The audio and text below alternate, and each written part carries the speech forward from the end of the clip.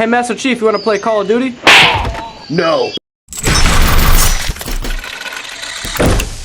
What's up, fellow collectors? Today I'm talking about the Halo 3, the Halo 3 collection from McFarlane, the Marine Infantry action figure. And this is from the Series 8 line, back when they were doing the Halo 3 figures. And it looks very cool. I'm happy about this. Very classic, iconic look to me, because I loved playing Halo 3. And I loved stealing the weapons from the Marines and giving them the crappy weapons. So yes. Here's a rendered picture of what the Marine looks like in the game. On the back here, you get to see all the figures that come out in the series here. Tons of great figures. You know, I can't wait to get my hands on Rip and Mormy. I just gotta hunt him down because he is like super expensive on eBay, like retarded expensive. Pretty much most of these figures from Series 8 are. I don't know what it is about this series in particular, but all these figures turned out to be super rare and very hard to find years later for people like me trying to collect, you know, the figures back in the day. So I am going to go ahead and open this figure up and review it. Alright, I got this figure open, and unfortunately one of the joints snapped on the arms. The articulation on this guy was so stiff getting him out of the packaging. I just had a feeling just moving his joints around that something was going to break, and lo and behold, I went to go move one of his arm joints, and bam, just snapped like that. You know, it still stays on, but just hanging on there by a thread there. You can see where that snapped right there. So I have to take some super glue and basically mold that back into place. It sucks, man, because this is such a rare figure. It would be such a cool figure to put on display without him having any sort of articulation that's limited in that type of way, you know. When a figure, you know, when their joints break on their arms or their legs, it pretty much eliminates any sort of possible posing ability you can get out of that figure. Now, it does come with a couple accessories here. You got a battle rifle that he comes with, and I really do miss this old school look of the battle rifle. I don't know about you guys, or if you've played, you know, Halo 3, all you kids out there, but I love this old look of the Halo 2 and Halo 3 battle rifle there. You know, a pretty decent sculpt and paint job. I mean, it's not gonna like win any awards or anything, but it, you know, it pretty much, yeah, I mean, you look at it, so that's the battle rifle. It's got a nice blue scope painted in there, and that's pretty much the only extra paint detail that you're gonna get on this gun. And that's pretty much about it, though, but it does look really good. I'm really happy about this weapon. He also comes with this black Magnum, which looks great. I mean, it pretty much just looks like the Magnum. It's actually got a built-in peg on the side of the gun, which is really cool. You can actually take this and store it right on the Marine's thigh right there, and it actually hooks in, and it's not going to fall out or anything. It stays in there nice and snuggly. Now, unfortunately, because of that arm joint snapping like that, I will not be able to get him to hold the battle rifle, even though I have tried to kind of muscle it in there myself.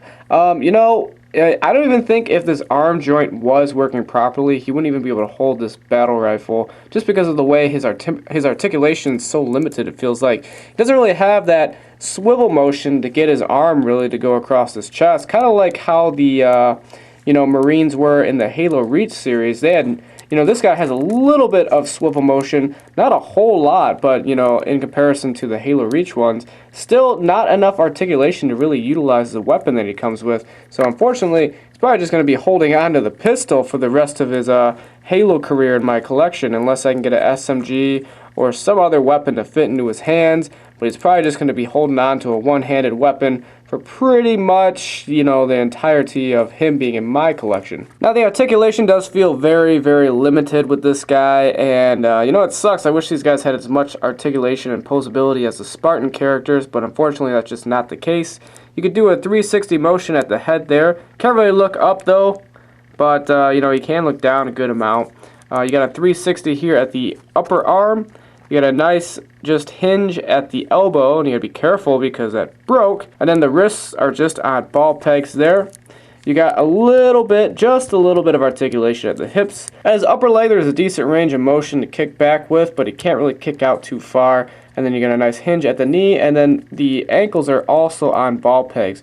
And there actually is a good amount of ankle pivot in there, so that way you can get them to kind of be a little bit more balanced in some other poses like that. Now, I do think McFarlane did a great job detailing this figure. I really love the paint job and the sculpt. Definitely has that classic Marine Halo 3 design, you could tell. I really liked how squared off that helmet looks. Very, very cool looking. I love all the design and sculpting up in the top there. He's got an all orange visor there, and actually in the preview photos and on the back, it actually had a see-through visor where you can see his eyes, but I guess they just decided to paint right over it. Either way, though, I do think it does look pretty good. He's also got a little radio extension that comes out of his helmet to his mouth. I do think the armor sculpt looks really nice. There's a lot of really cool silvers and blacks in there to really accent and highlight some of the details in his armor. I think his leg armor and his boots coming down look really good. I really like the camo on his pants there. Definitely bringing out the realism of the figure. Definitely did a great job with that. I really do love his backpack. I think that's probably the highlight of detail for this figure. You can see the cell phone there, and then all the little buttons and details in the screen there. Lots of really great detail here, and then you also got an antenna that comes up from the backpack as well. So I really do enjoy the way that looks. The backpack is not removable though. Pretty much one solid piece, and that's all you're going to get out of that. Now here's a quick size comparison between the Halo 4 Master Chief and this Halo 3 Marine. And granted, the Halo 3 figure line is a little bit smaller in scale than the Halo 4 line, but I still think that this is pretty much an appropriate, size comparison. Even though that the Halo 5 and Halo 4 figures are a little bit bigger than the Halo 3, I do think that that's pretty accurate with the scale, as far as, how tall and more muscular the Spartans actually are. So I think that looks really good. So overall though, I think this is a pretty neat figure. Lots of great detail on it, but it's definitely not worth the high price that it goes for on eBay and all the secondary sites, especially since it seems like there's a bit of some quality control issues on McFarlane's part with this figure. So I wouldn't go spending $60 to $70 that this figure goes for on like eBay and Amazon. Lucky for me, I picked this guy up at a very, very low retail cost. Check out my channel, guys. I got a ton of Halo figure reviews on there. I also collect other lines as well, like Mortal Kombat, Walking Dead, Halo Mega Bloks, and all that good nerdy stuff. Make sure you subscribe because I come out with new videos every week, and I will see you guys all in my next review, and thank you all for watching.